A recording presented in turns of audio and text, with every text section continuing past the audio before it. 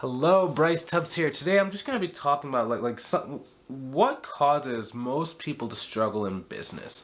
Now, it's funny. I oftentimes don't really talk that much about struggles, especially like my struggles when I was first getting started. And I feel like that's a disservice to this channel. Specifically, I mean, because I make these videos to give you guys like an accurate perspective of what you need to do in order to grow your accounting or your bookkeeping business.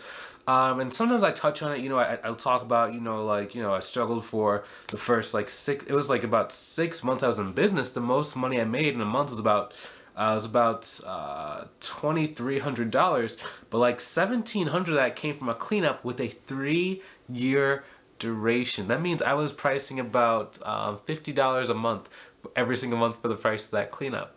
Right now, the reason why it was so hard for me was because it was a weird thing, because before I even got started in my accounting business, I had been doing like online businesses like eBay and Amazon, and I was always able to get the revenue up pretty high.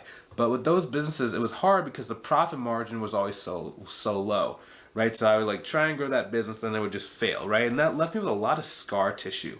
And I actually put off starting my accounting and bookkeeping business for about it was about like 6 months, because I was just like, oh my gosh, I knew it was gonna be hard. Um, but not necessarily hard that it was like, impossible to do. It was more that knew I would have to be talking to people. I knew I would have to put myself out there. I knew I had to face a lot of rejection.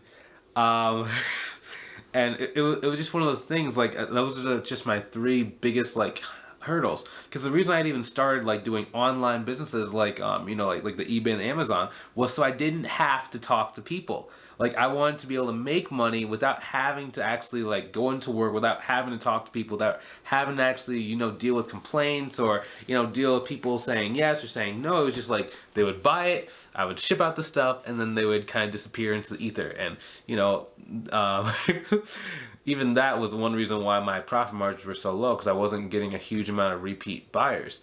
And I had brought on a bunch of VAs. I brought on like a lot of VAs, and it just didn't work. At the end of the journey, right before I started my accounting firm, I was losing about $2,000 a month. I remember going over out to dinner with a friend and his father. His father had been an entrepreneur for like 50 years. It was like between 50 or 40 years. He was a retired man at the time, but we were talking. It's like, yeah, I'm growing my business. I'm doing pretty good. And he goes, well, top line revenue doesn't really mean anything. Like, are you actually making any money? I was like, well, I'm gonna try and like lose money and just like really like try and get my revenue so high that eventually I'll stop losing money and I'll be able to win. And I'll never forget it. The guy was like, dude, that's stupid. You have to be able to make money in the short term, and then if it makes money in the short term, when you go and expand, it's gonna make money a lot more. But if you're losing money in the short term, it's going to be very, very hard for you to make money. And it wasn't until he said that it kind of clicked and my heart kind of sank. And for the next like 3 months, I was so like just embarrassed, right? Because I was like walking around. Everyone knew that I was like this business person. So then it took me an extra, so 3 months of walking around scared, and then 3 months of me just like getting the courage to be like, hey, maybe I can do this business. Maybe I can do this business thing. I don't know. Maybe I can do it.